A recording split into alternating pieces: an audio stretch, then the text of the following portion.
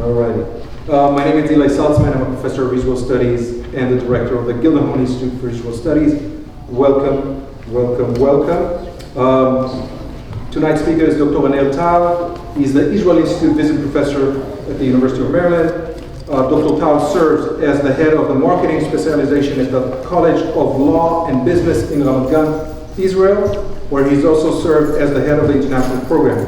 He has taught classes in entrepreneurship and product development, marketing, applied psychology, and behavioral economics, and has guided research seminars for both graduate and undergraduate students alike. He's actually teaching a class on behavioral economics in the spring, so please consider that. His research focuses on irrationality and cognitive distortions. Fantastic, fascinating. Specifically, he examines how our environment influences behavior, evaluation, and experience, but without our awareness, without us really consciously knowing so. Dr. Tal's talk is entitled Making Sense of Israel, Psychological Biases as Shapers of National Stories. He will speak for about 30-35 minutes, after which we'll open the floor for Q&A and have a conversation. Dr. Tal, the floor is yours, my friend. Go ahead, please. Everybody, thanks for coming. I'd like to see some familiar and some new faces tonight. I actually want to start with a short video. So this is, just to give context, this is a few days after the October 7th attacks, and this is a Cornell history professor, and this is in the Commons area of Ithaca, New York, which is a pedestrian wall with typically a lot of people relative to the area. Can you speak louder? Oh yeah, sure. Okay.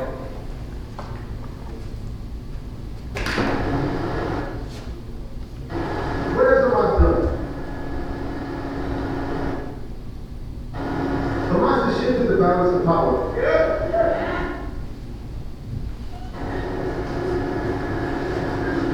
Hamas has punctured the illusion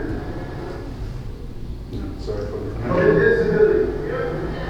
That's what they've done. You don't have to be a Hamas supporter to recognize it. Hamas has changed the terms of debate. Israeli officials are right. Nothing will be the same again. Nothing will be the same again.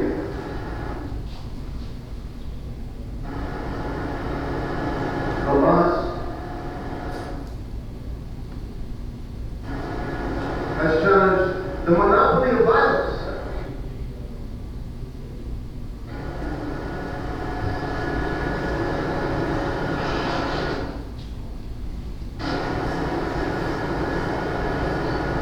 And in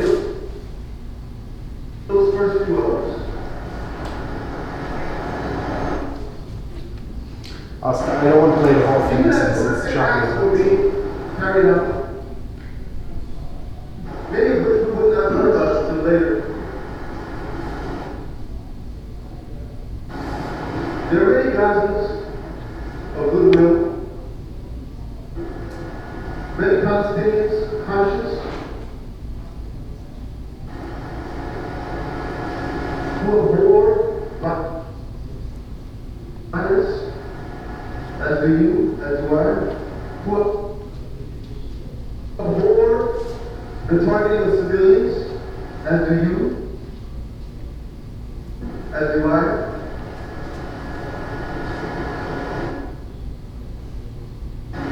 Who were able to breathe.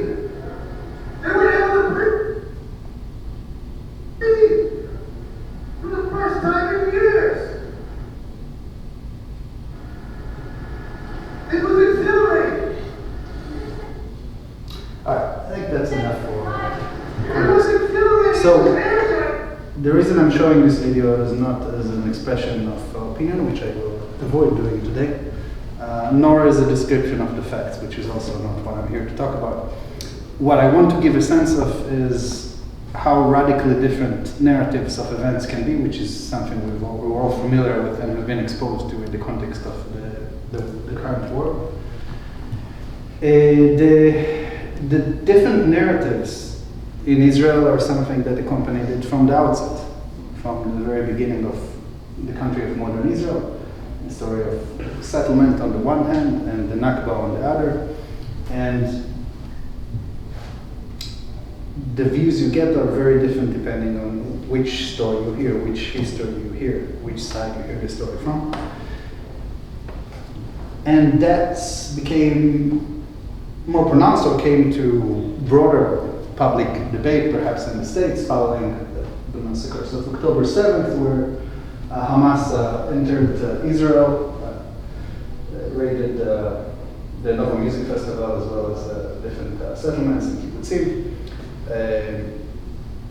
killed hundreds of civilians and some soldiers as well.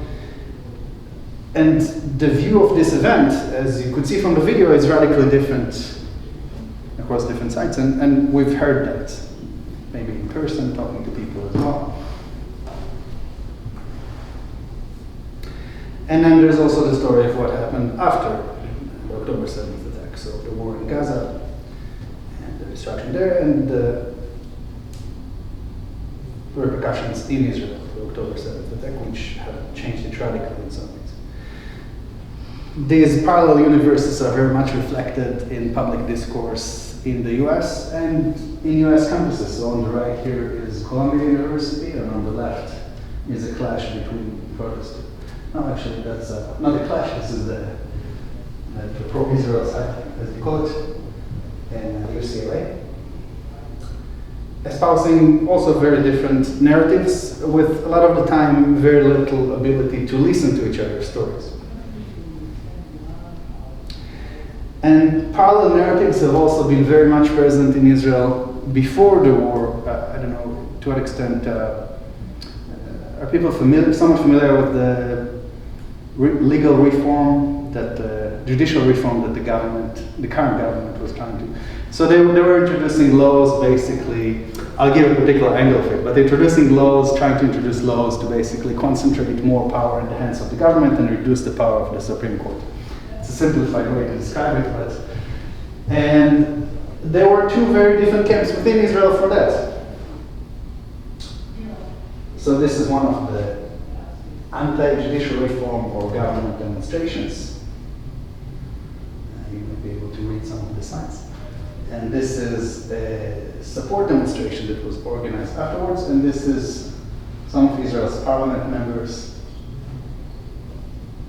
celebrating with a selfie after they managed to pass one of the laws, which was subsequently repealed by the Supreme Court.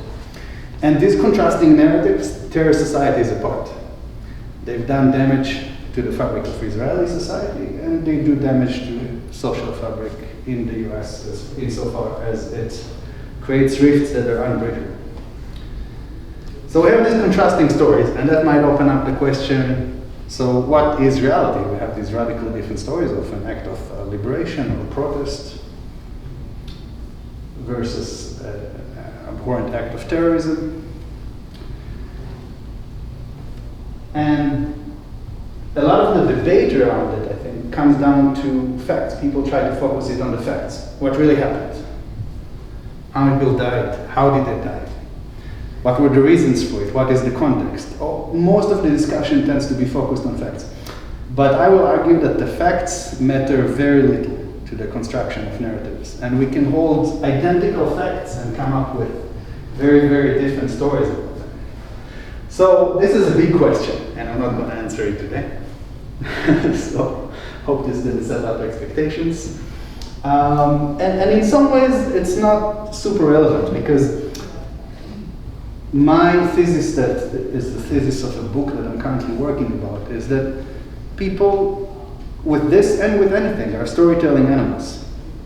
That rather than describing human beings as Homo sapiens, rational thinking, different translations to the Latin word, man, we can describe it as Homo fabula. That's a tentative name I came up with over this past weekend, so it's still not set in stone. If you have some suggestions, tell me no. But the fabulating animal. So the man who makes up stories. or personal message. And stories were there from the beginning of human history. And a lot of the stories we see in cave paintings are stories of violence as well, stories of hunts.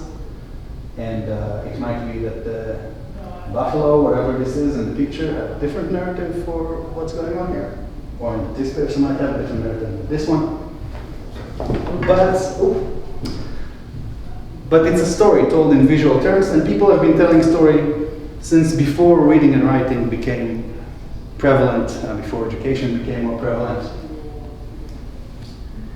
And what I want to argue is that these stories create a reality.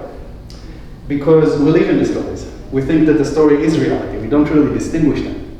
If we have a particular view of how Israel came to be or its history, to us that's reality. And certainly in some circles, particularly in some academic circles, I think, it's more common to find people questioning the absoluteness of their narratives rather than saying this is the one true reality and this is the one description of facts. But in our day-to-day lives, it's very common to just have a view, a story, and say this is reality. I'm just describing what happened. And what I'll do in most of the remainder of the time is talk about some of the cognitive biases that contribute to this, to the maintenance of these stories, to the stock of these stories, to how absolute stories are.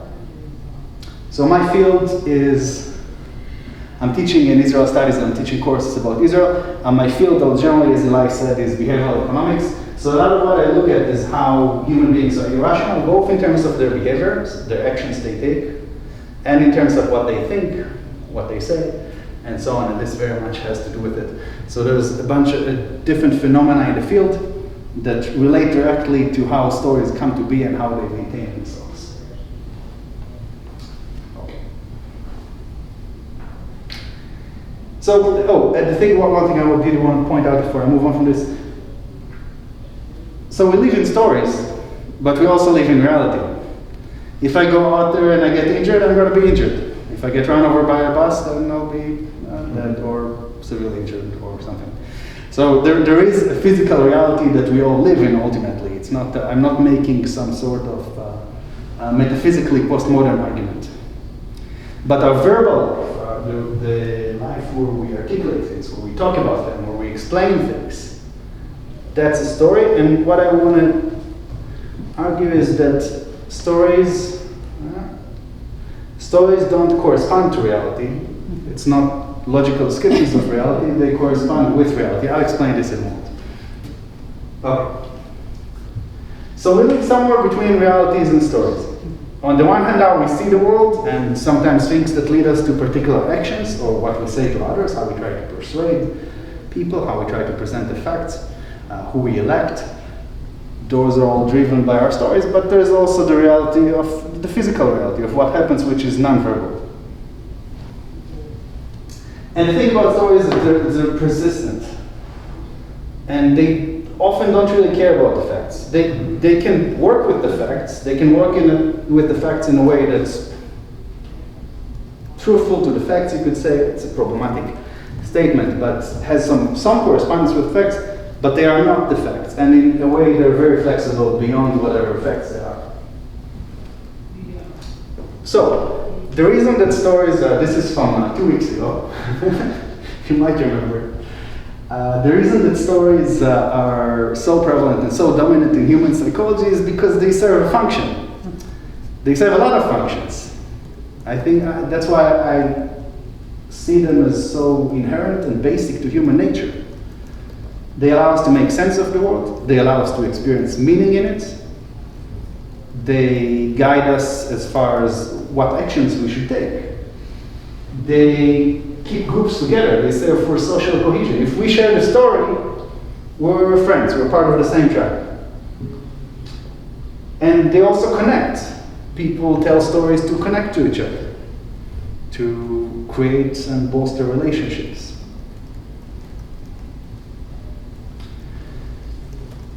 They also serve to give us a sense of control, particularly in a reality that's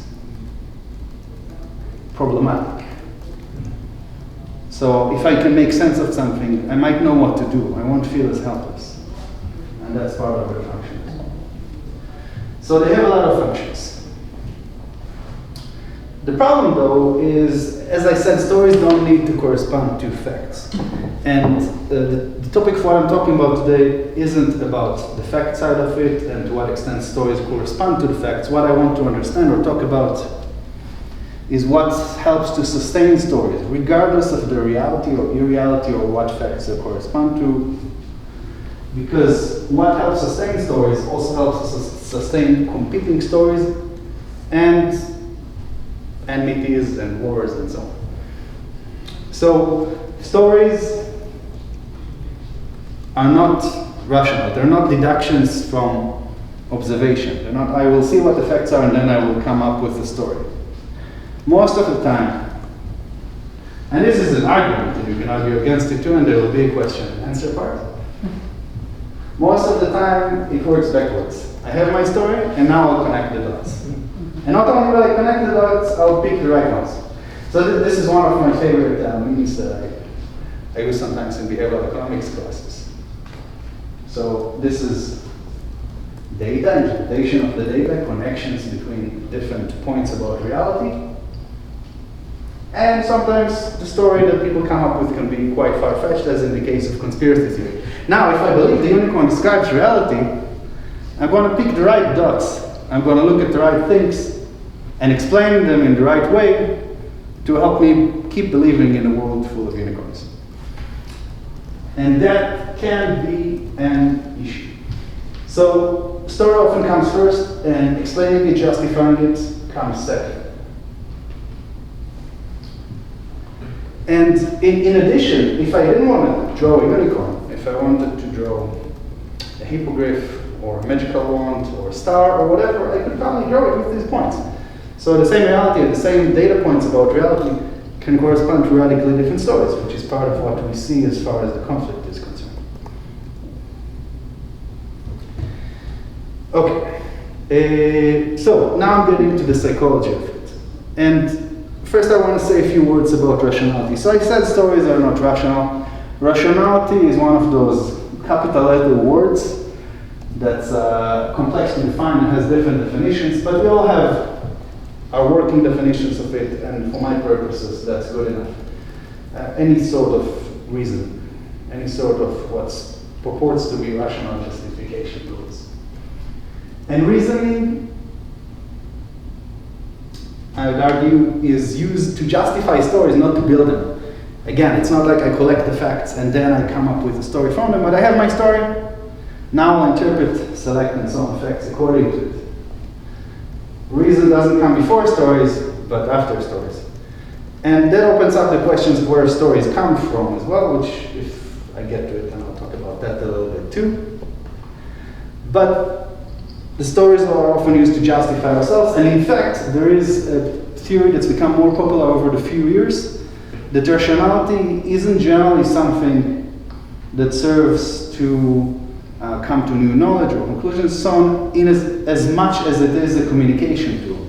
That human rationality was born and developed and evolved in order to help us to communicate with each other, to convince each other. And corresponding to that is the idea that what we think, what we believe, is not a matter of rationality. How we explain it and justify what we think and believe to others, that's where rationality comes in.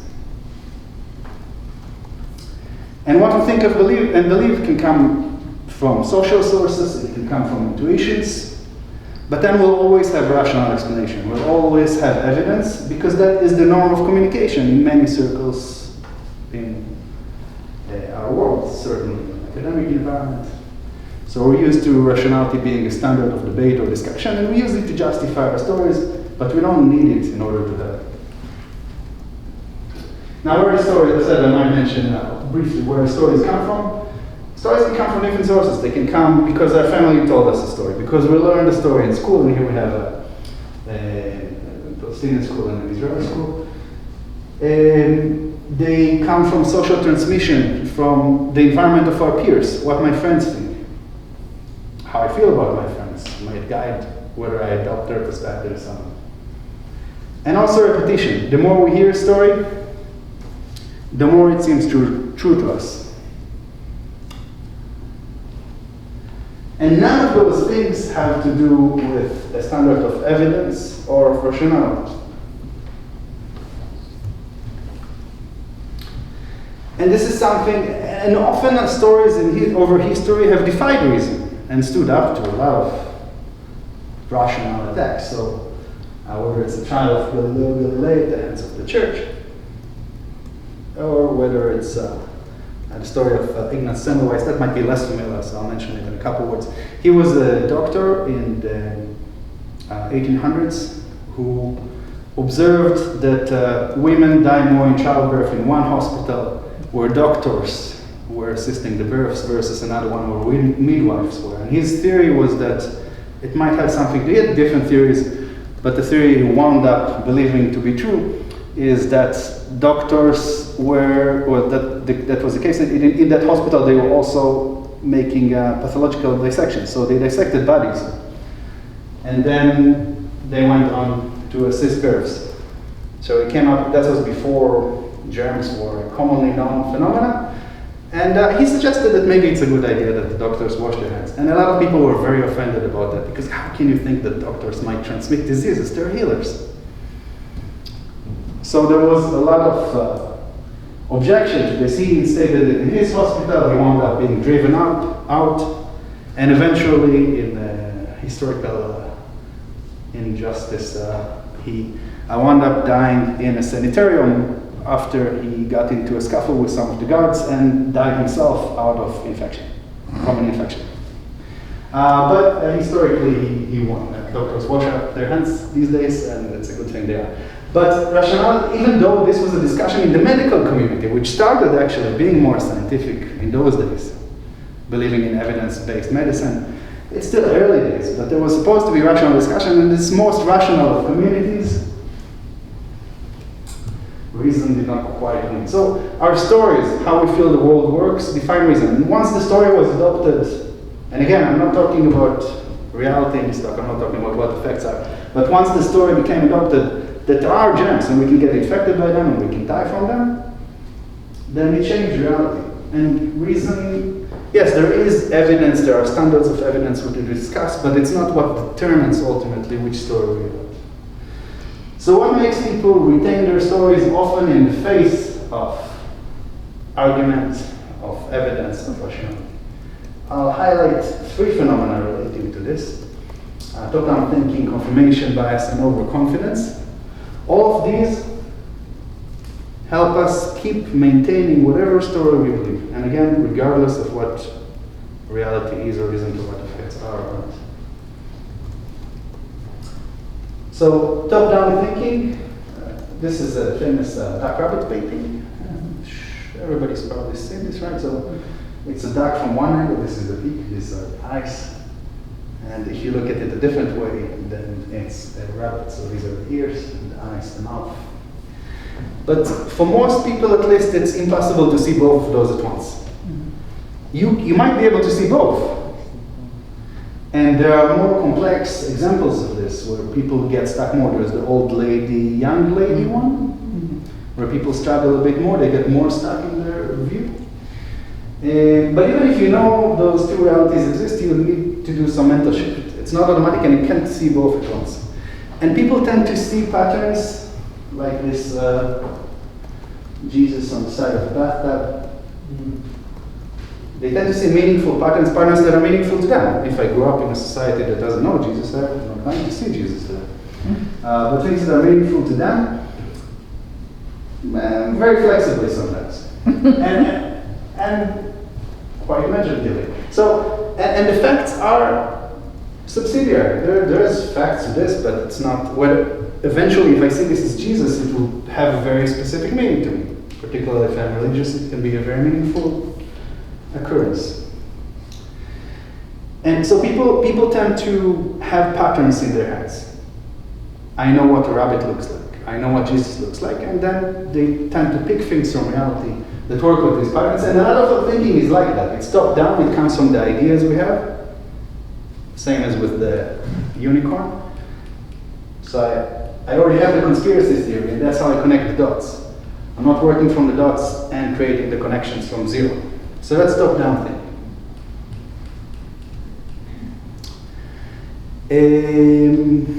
Another phenomena that helps us maintain our stories is the confirmation bias, which works through a host of magnificent ways. So the confirmation bias means that once we have a belief, we'll tend to sustain that belief.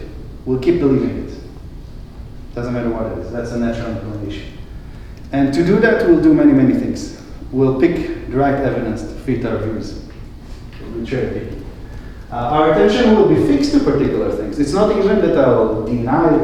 It's often not an active process of, I don't like this piece of evidence, so I'm going to discount it. I'm just not even going to notice things that don't correspond to my worldview. And these days we are actually living in a world where we can create silos where we'll be exposed only to information that helps confirm our worldviews through social media, through our social networks, and so on. So the world has come to lend itself more and more and more to the confirmation bias, which is a problem.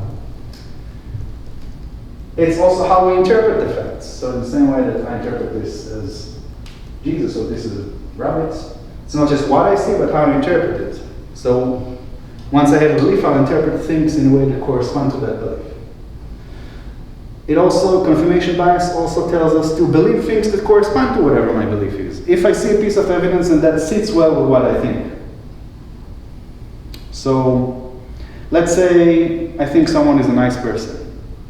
And then they go and they do something that maybe isn't that nice.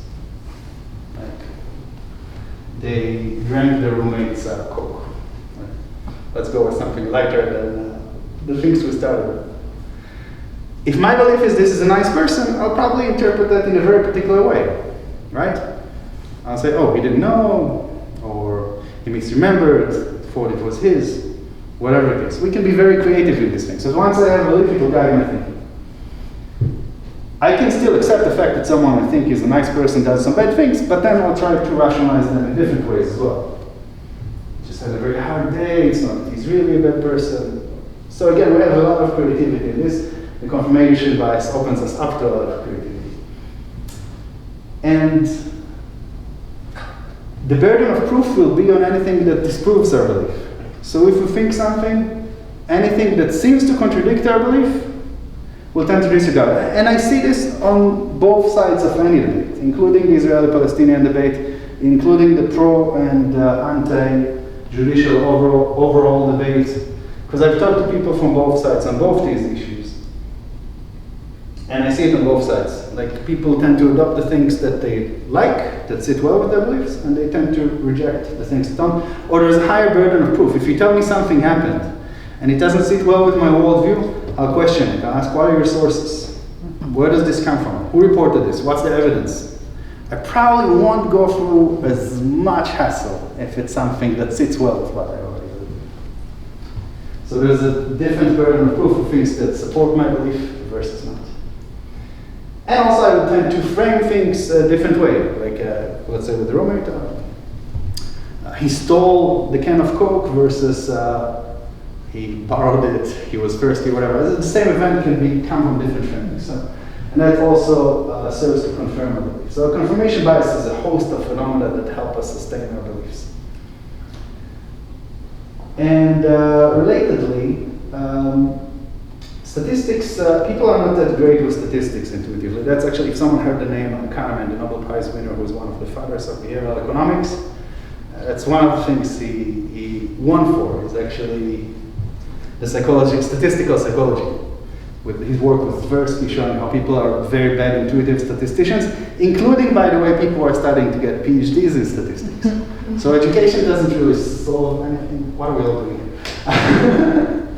So there is some views, I'm not saying that seriously, but there's also a downside to education, which I might get. So statistics don't really speak to us. What speaks to us is reality, and this is why, for instance, the campaign for the people abducted takes this form. And also on the other side, this is why if we see pictures of a mother carrying her child in Gaza, then it speaks to us on an intuitive level, that most of us are, to some extent, empathetic human beings, and we respond to human beings who are in trouble. There's limits to that, of course, there's caveats, but in general. So information that's very grounded, that's very real, that's very immediate, speaks to us more. And the quality of information, let's say I hear a personal story, or the quantity, how much evidence do I have, doesn't matter. It relates to some other phenomena. So when I was teaching research methods over COVID, I was going with students over a lot of graphs and different claims as far as COVID. And some people would say, oh, I have a friend who got the COVID immunization and then he started having chest pains. So the immunization can lead to heart attacks and it can kill you. I'm simplifying and caricaturing a little bit, but anecdotes matter a lot to us. And they can drive our stories way more than statistics. They just talk to us because what we're living is reality, is this immediate thing. So if you draw an immediate picture for me, you draw a vivid story, then it's gonna appeal to me more. And this might be an avenue to actually break for people's stories a little bit. I'll talk about it in my last few minutes soon. Another phenomena is overconfidence. The graph here is the Dunning-Kruger effect, which shows that people who have a small amount of information tend to be very, very confident. So if you know a little about something, oh, you know, when I was in grade school, they talked about Israel for 5 minutes in my history course, so I know myself. If you know a little about something, then you'll tend to be very confident that you know exactly how things work and how the world is. And this is what happens when you go get a master's degree, or not always, but sometimes, or a PhD. You start questioning things more when you have more knowledge. So paradoxically, someone who doesn't have any knowledge at all and acknowledges that they don't know anything, because sometimes people don't acknowledge that they don't know anything, and that's a problem in itself, wouldn't be so confident in what they know. Someone who knows a little would be very confident that they know everything, more than the person who actually knows more. So that's the Dunning-Kruger effect. And in general, people tend to be overconfident in what they think. And this obviously serves to perpetuate our stories, because I know everything. Even if there is some counter evidence, I have enough information to know that what I believe to be true is true. So all these things serve to maintain our stories.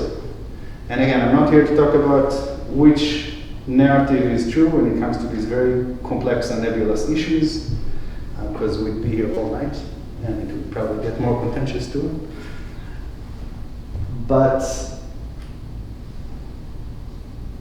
my main point is that there's a lot in our psychology, and our great psychology, that whatever side we believe, if we're going to a pro-Palestine demonstration or a pro-Israel demonstration, it doesn't matter for the sake of this. We're all humans, we're all affected by the same psychology.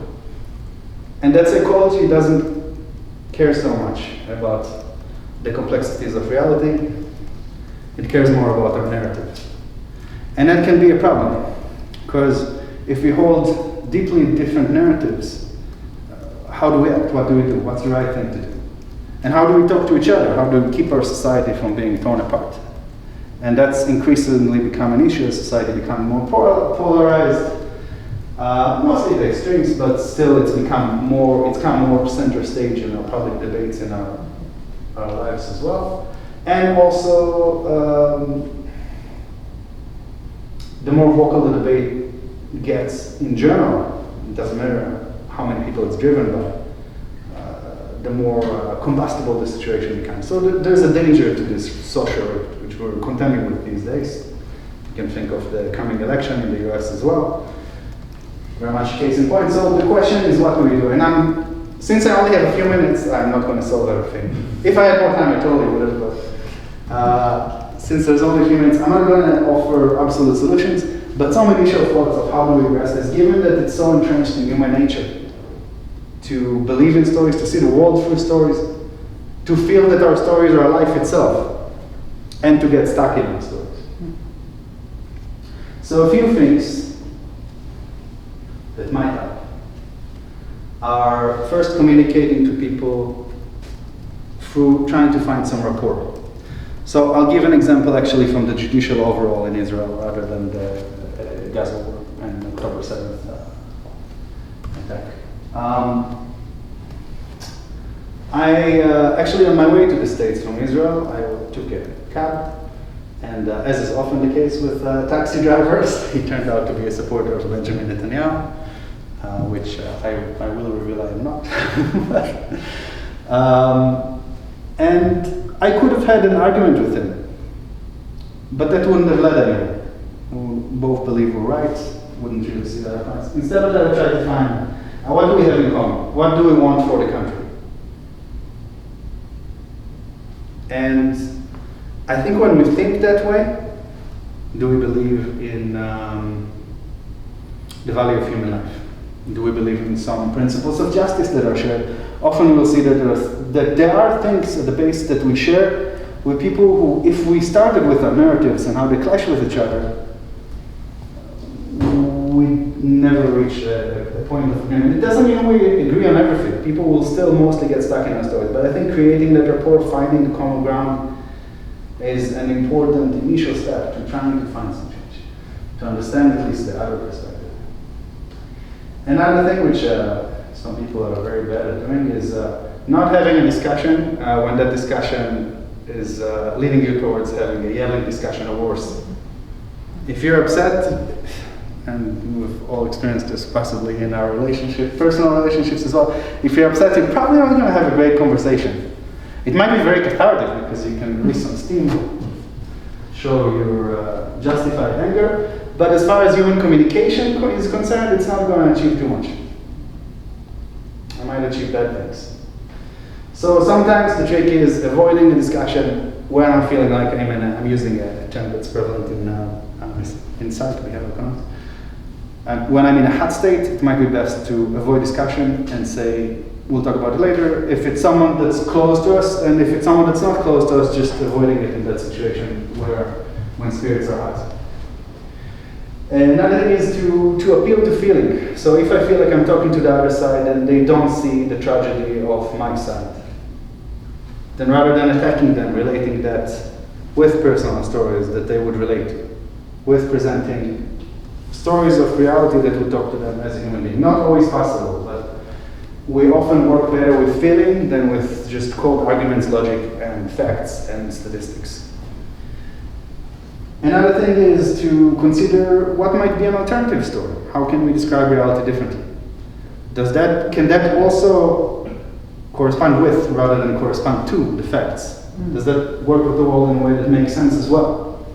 We're not always able to do it, but just trying to have that purpose, a conscious purpose, although I believe that our consciousness has a limited power, but a conscious purpose to kind of fight against our natural unconscious tendency to just perpetuate our stories, we might be able to find some breaks or to at least start to see something else, start to see the duck rather than the rabbit. And maybe we need to see them both. Another thing, and this is mostly for educational systems, but also parents and so on, teach different stories, teach different narratives, not just teach one version of history, of political events and so on.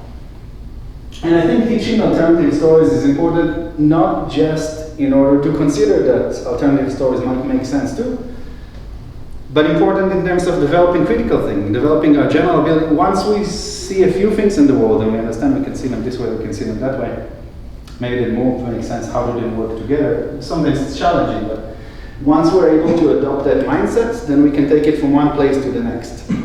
And there's personal differences, which I'm not getting into, between people as far as how able they are to do it, but certainly, like any skill, it's trainable to some extent, and it's something that I think educational systems from a very young age should be engaged with. And relating to that, critical thinking skills, which modern education is partly supposed to help develop, rather than teaching people what is the truth with a capital T, what is the right theory, teaching them to question things, to look for different pieces of evidence, to look for contradictory pieces of evidence, not just ones that support your story. So those are a few things we can do. Anybody familiar with this? Just curious. So these days you can actually see it on Netflix. So this is Dream of a Thousand Cats, a very interesting story when it comes to stories. This is from The Sandman. This is the cover of the original comic book, I think. And what that story is about is how cats used to be, and I'm not just in case someone is tempted to take it that way. I'm not making a parallel between Israel and Palestine here. This is just to talk about stories. That the world used to be run by cats. Cats were predatory animals that hunted human beings, and the human beings were a lot smaller and they were essentially their food. And then things somehow changed because human beings, through the power of story, transformed the universe. And in this story, the cats come together, and there's this charismatic cat leader, and they tell them, if we get 1,000 cats together, dreaming of the world that we know to have once been the case, maybe we can get that world. And it's an expression, maybe a little naive, maybe a little similar, of the power of stories, told in a very neat way. So you can, if you don't have to read the thing, you can watch the episode on Netflix. This was at the end of season 1 of the seminar. Now, the humans might not very much like if the cats succeed in this case, which is another issue, but we're not here to talk politics, we're here to talk psychology. So, I'll end with that, and if there's any questions, comments, discussions. Questions from the audience? Nothing. Nothing. Please introduce yourself. My name is Zach. I'm a freshman year. I just have a question. So you talk a lot about how humans interact with each other and apply these sort of narratives. How do you view this when states interact with each other? How do you view this when? How do you view these? Do these principles, do you think, apply when like states interact with each other? So let's say negotiations, diplomacy. Yeah. So it's a great question, which is what you say when you don't immediately know the answer, to give yourself some time. I think so, insofar as state actors are composed of human beings, yes. But sometimes state actors have different motivations. So sometimes the motivations are not pure, let's say. What you're doing is trying to win a public debate, whether with your own population and electorate or others. And that's something you'd say. So one of the So in the protest side of Israel these days, and since this government took its position, one of the arguments that came up is that if you listen to Netanyahu speaking in English and in Hebrew, you hear very different things. So the purpose of political actors in telling their stories, I think, is not necessarily always an honest one. So to the extent that they are being honest and human beings, yeah, I think they will work in the same ways. It depends on how the political system is run, because there are phenomena as far as groups are concerned, which might be damaging to human thinking as well, like the tendency for groupthink, or if there's one leader that monopolizes it. So yes and no, I guess is the answer. As is the answer to many things. Yeah. So I'm really struck by your suggestions to teach different stories and consider alternative stories. But I'm also troubled by your observation that it's human nature to feel that our stories are life itself. Mm-hmm. It seems to me that you can't club people over the head with other stories because they'll feel like you're killing them. So how do you sneak up on people with new stories? How do you present alternative stories in a way that might be meaningful without denying the hardcore truth of their experience of their stories? I think it's a complex question and answer, and an interesting one for discussion. But I am not avoiding saying anything to it. I think that headbutting is not the way. Like, I'm not gonna, if you make an argument that works to contradict a person's story rather than to establish an entry point for a different one, then you'll get resistance, most likely. There are exceptions to this. Let's say if you're dating somebody new that you like, then you're gonna try to find things that connect you, but with most people that's not necessarily our tendency. So it depends, and the relationship matters a lot. So if I want to reach someone, then doing that through a person that they would be more open to is half the fight. But I think trying to find an entry point through a particular story, for instance, or something that doesn't necessarily go big picture in a way that will tell the person what I'm doing is presenting a worldview that contradicts your own, but just an entry point that they could agree with, or the common ground, and kind of go from there. Does that make sense? Mm-hmm. All right. Thank you. Thank you. Yeah. Can you talk about, so to me, another layer, another component is about motivation, right? You need people to be motivated so they can move towards more open-mindedness. Yeah, kind of and state. the date example is exactly one of those. Correct. Motivated to create a Correct. So can we change motivation in that sense? Can we use different techniques or pedagogies? Can we change motivations? Yes, can we change the motivation of people? Can we shift them? So it's not about the processing of information, it's about your willingness or your intention when you seek and process information. I think so. I think, for example, if you try to... Okay, so I'll answer this with a story. Okay. We try to... With a narrative. I didn't say right away. I'll say why I chose this slide. It might be obvious, but... when I was getting my PhD, what I saw in our seminars is basically you get someone from a different university coming over, they're presenting their research which they've shed blood and tears and over, and then they get torn apart at the Colosseum. So everybody in the room, there's some departments where that's more true than others, but everybody in the room tries to find what's wrong with this, and that's a very particular approach. And in my last year of my PhD studies, so my advisor called me to his office one day and said, Aner, you're working on too many projects. From now on, until your dissertation is done, you're only working on your dissertation. So that was a shock, because I love working on different things. But also, I went and thought about it, and I reached the conclusion that I cannot work 24/7 on one project. So that's when I started having a life outside a little bit. And I discovered improvisation and more on other things. And part of what appealed to me about improvisation, and that starts circling back to your question, is that in improvisation, the attitude was completely opposite to what I had been immersed in academia for 5 years leading up to it. In improvisation, the orientation is, what can I do with what you said? What's good about what you said? What can I construct with it? With me as an active participant, I'm not just taking what you said. And that's an example for a motivational switch. Now, if a person is naturally contentious and tries to find how do I take it out on everything, then sometimes people are more stuck. But I think I do think that sometimes we can approach this discussion as an intellectual discussion versus a political heated one, or what can you relate for this? Or this is something that I like about debates actually, that sometimes, and I do that in classes too, they make students or people in debate clubs or whatever, take the opposite side, because that opens you up to it, because your motivation changes then. Your motivation is not to show I'm right or to perpetuate my story, which I will naturally do. It's rather, I want to win this debate, so if I need to lay my story aside and find a way to do that.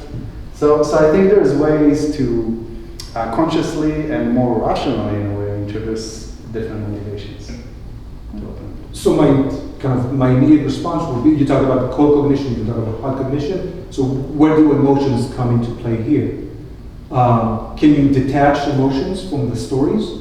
So if you talk about the judicial overhaul, the reform, the Israeli-Palestinian conflict, the conflict in Lebanon, for example, can you completely detach yourself from that as an active player, as an actor, or as an observer, if at all? I think it's with things like this, it's definitely very challenging. I think it's easier with some distance. So not completely. Hot states like this that are perpetuated are not conducive to opening yourself up to alternative stories. But I think to go back to the current war, and you can call me a dreamer, I'm not on one, all that. If the dust settles and body's buried and we have some time afterwards, I think there might actually, and that's an optimistic, possibly naive side, but there might be more room to start it in a way. You can see this in public debates right now, I think, on both sides or supporting both sides. Right now it's very, very difficult because we're in the heat. Yeah. We actually touched upon something I was going to ask about, which is how do you think that people coming up with stories about events that happened in the past and are considered part of the past is different from people coming up with stories about the events of today? Because supposedly you have more perspective, you have more access to Yeah, information, so- so on and so forth, right? It's cooler as well, that's one thing, yeah, Right. for sure. And another thing is your relationship to reality can become a lot more tenuous because you do not have the benefit of immediate experience. You're dependent more on secondhand information and so on. And you also have a better ability to exercise the selection that confirmation bias induces. Because I think one thing that would be conducive for sides of the conflict to understand the other side, but we can't really do, is to experience things from the other side's perspective by living in that reality for a little bit. That would definitely open people's minds, but we can't really do that so much. So with historical events, to circle back to the question, I think those biases are even more pronounced and problematic because there's a lot more leeway in what dots we take to maintain the stories. And also there's more debates, questions about what the facts even are. I try to stay away from facts in this talk, but as a concept, because I think, our psychology is indifferent to them, but you have more flexibility in terms of what dots even are with history. Yeah. So maybe this is the wrong audience, given that this is mostly academics, but what do your methods look like outside of pedagogy? Because I mean, that's where My methods? this comes from. Your methods of how to educate through stories. How to educate? Through stories, yeah. Like, what does that look like outside of it? I think, and this is something I try to employ in the classroom as well, because people relate to stories much more than they do to facts and statistics and so on. And if you take, so the class I'm teaching this semester, which you're part of, and and the class I'm teaching next semester are radically different from each other in many, many, many ways. This is an entrepreneurship class this semester, and in a way it talks about Israel as well, in the context of Israel, and the second semester is more applied psychology, more related to this. And in behavioral economics, especially, I try to do that in the entrepreneurship as well. But I talk a lot through stories, the stories of Ignat Semmelweis, or the story of a girl that fell down the well in 1980s America. Because I think we primarily process reality, and it gets in more if I hear something through a story versus through cold facts or a theoretical description. And it's something that academia is not necessarily great at. Like if you read academic articles, there are some writers who diverge from this, and it depends on the field for sure. Talking mostly from my field, you don't get narration through stories. But when you read a popular psychology book versus an article, and the popular psych books, and there's been a whole industry over the past 20 years, they almost always, that's become like a form. They start each chapter with a story that communicates the point before they even talk about anything. Because I think that's how people learn what they can relate to and what opens up the world to them. Because before you have the theory, you need the world to relate it to, and stories immerse us in that world. So I see a role for stories in teaching in that sense. I'm not sure if that answers your question, or is it not? But the other part of that is critical thinking. So I tend to, I won't say absolutely, but tend to try to avoid absolutes. So I always open it up to questioning from students. I enjoy it, in fact, because for me, and I think that's the case for a lot of academics, not everybody, having someone question something or look at it from another angle, that helps me develop my thinking, helps me see things from a different light, which is something I enjoy. That's why I read a lot too.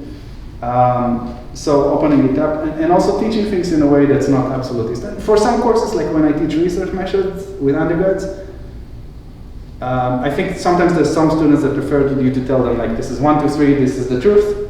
But I'm at this point, and I've been teaching for 20 years, maybe it wasn't like that at the beginning, but I can't with myself teach like that, because I don't think that's how the world works. I think questioning things, looking at multiple perspectives, thinking about something, but then thinking maybe it's not true, or it's not a complete truth, or there's another way to look at it. I think it's important because I think one of the most important things that academic education can give is help people develop the critical thinking, because I think we really need it in the world these days.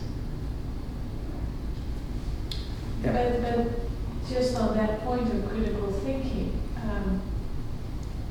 I've been asking 100 million questions since the October 7th event and the responsibility of higher education in critical thinking skills and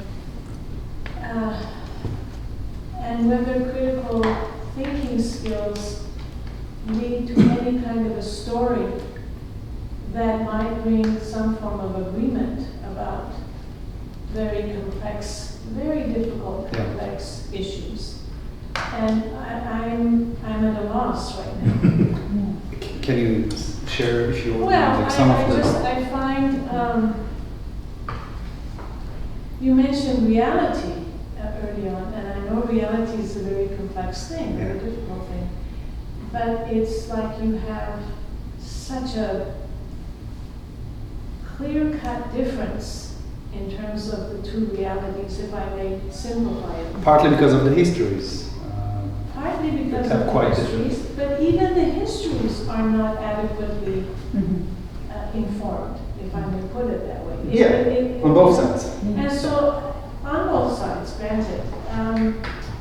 And so, how do we come out of this quagmire? How do we begin a conversation? So, what? What's that, Paul? I said we don't come out of it. That's... I mean that seriously. Why should there be a common conclusion? There will be something that happens. I mean, I understand from Eli the invasion of Lebanon just began, but something will happen sooner or later, but these stories won't end. These stories will continue to multiply. Can I speak to that too? I hope you don't mind. I know we're turning your talk into a seminar. That's something to look at. But I think in some ways what you're talking about is the possibility of an aha moment, the possibility of a moment where you see the other person. And I'm thinking about the video that you tried valiantly to show at the beginning of your presentation. I had never seen the video, I'd only read about it in the paper, and I'd only read the horrible quote that this guy said, I felt exhilarated, or I felt a sense of exhilaration. Well, I'd never heard the context of it. And what he was talking about, that's why I wanted to show the and should I shut up and let you kind of, like, do you want to talk about that moment? Because I had this moment of, I had an aha moment there. I was like, oh, exhilaration is an experience of exhaling when you've been unable to exhale before. Like literally, exhilaration is like this breath moment, right? And I realized that whatever else he meant, and whether it was a racist, anti-Zionist, anti-Israel, anti-Semitic, name all your antis, what it also was him saying, this is a moment where the narrative is flipped. And he may have been being utterly immoral in everything he was saying. I can't assess that. But what he meant was, suddenly I could breathe. And I didn't understand that, and now I do. It doesn't necessarily make me like him better, but it definitely makes me understand a little bit more what his experience was. Because I finally heard the story, not the account of it. So if that was your intention, God bless you, I thank you. Yeah, because I You win. and I do that myself. Like, so when it comes to the judicial overall, for instance, I'm in a very, very pronounced side, more so than when it comes to the conflict in a way. I'm squarely on one side of it. But when people told me this is what Yariv Levin, the Justice Secretary, said, or this is what this guy who heads the Constitution Committee and promoting all those laws said, I would always try to go see the videos so that I can see the context, so that I can understand or read some stuff about them. And a lot of people, I think, on different sides don't do that. They're just like, I'm going to feed you whatever is going to rile you up from your side. It doesn't mean that I'm going to agree with them, but you think about it differently. Certainly, it's more complicated now with social media, and the algorithms are designed to hide hatred and kind of the more visceral response, more hot cognition, the hot emotions. And I think that one of the things that we've experienced in the past year is this inability to understand, or the difference between understanding and condoning incest. Yeah. Right? It's very difficult to try.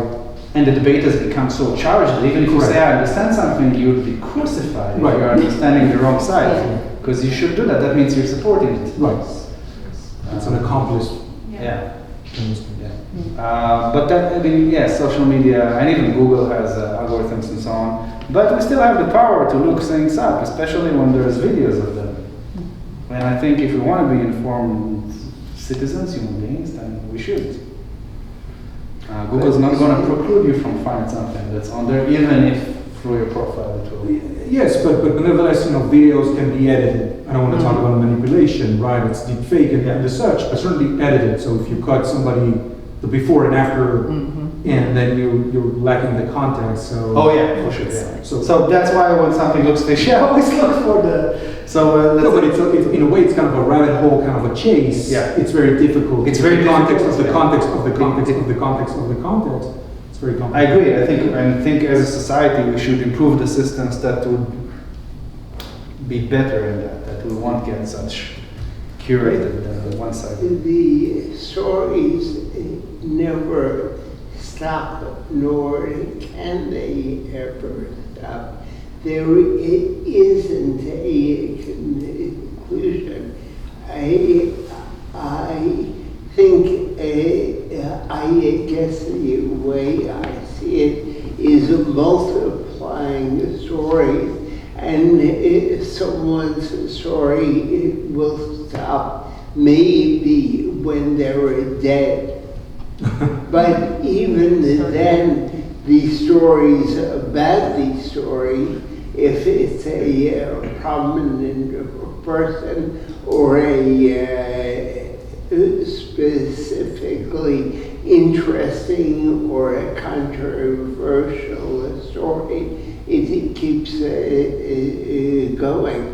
So I guess that was my response, that there isn't an end.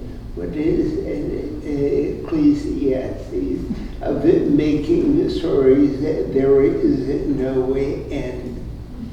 But can you, for example, try and build a common story that kind of integrates or bakes into the framework two stories? So for example, you can think about French and Germans or Scandinavian people, for example, post-Second World War, and the way that they rethought, reconsidered, reframed some of their history to kind of better coexist. So rather than emphasize the differences, rather than emphasize the enmity, the recent ones or the 20th century, they would go back in history and say, well, we come from the same, for example, the same region, the same culture, and so on and so forth. Perhaps the Abrahamic tradition is one way to surpass the differences between, Jews, Arabs, Palestinians, Israelis, and so on and so forth. And narratives of how we view humanity, stories of how we view humanity matter a lot for that, because if there's points where discussions get stuck, if you tell me, now this is film, so I'm afraid I'll get a sentence that I'm saying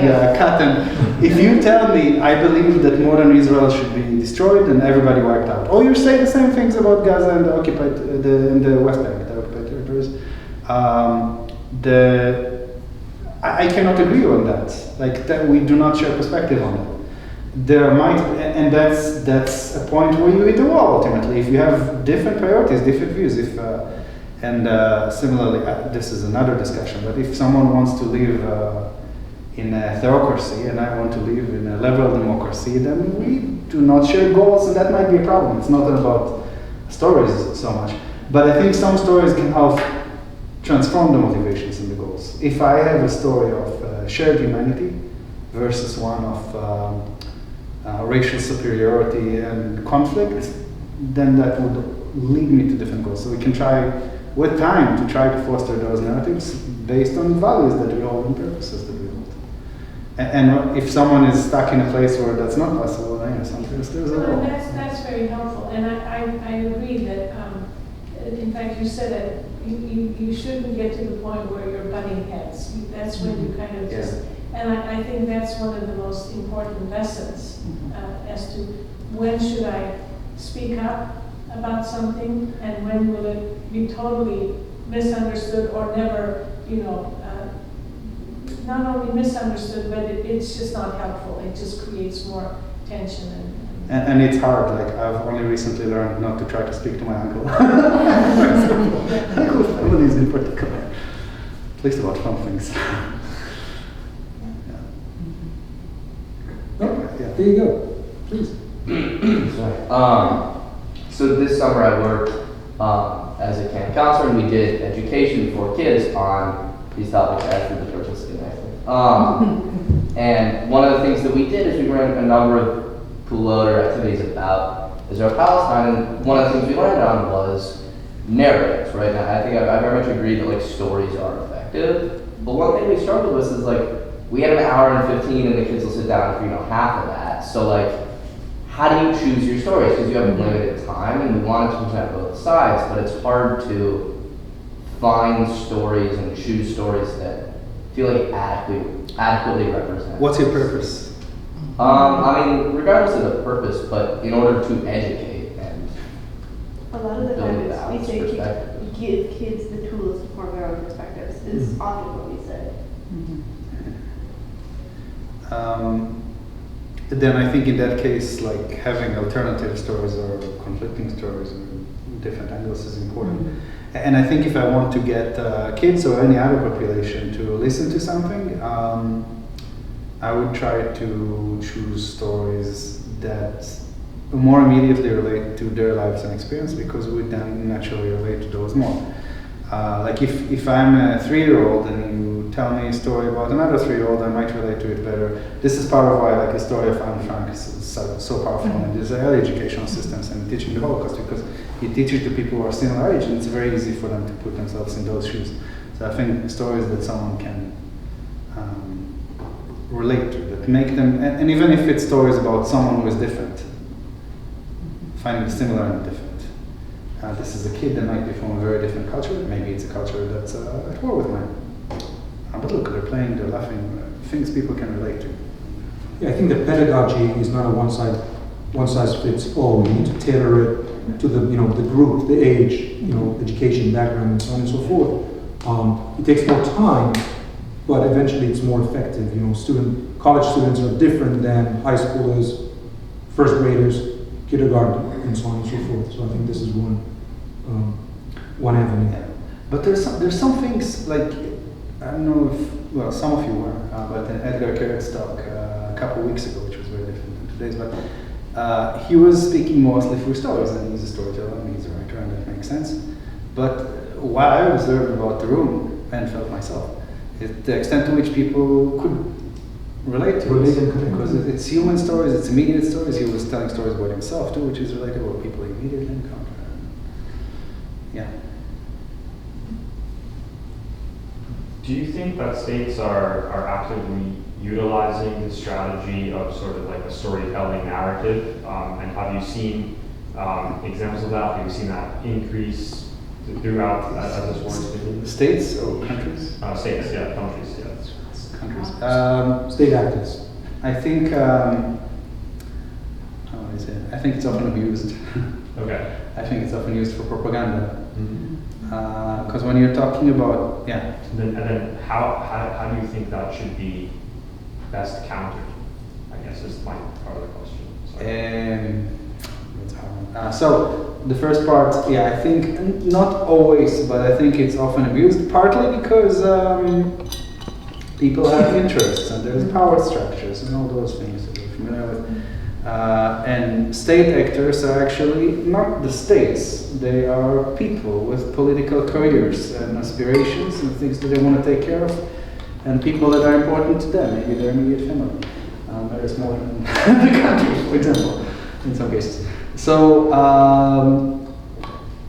given that you're dealing with individuals ultimately, and there might be alliances, sure, but there might be people driving them, or there might be an accord, and they would use a narrative to bolster their position in power and perpetuate. I don't think always, but I think it's very common. And also nations tend to be siloed. So they would tend to have their national story and mostly be trapped in it. The second part was like, how do you combat that?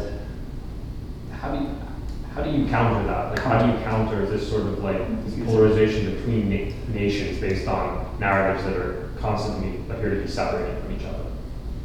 Yeah. I think a free and critical press is crucial, and I think that suffered immensely over the past few decades, more and more, getting to a worse and worse situation.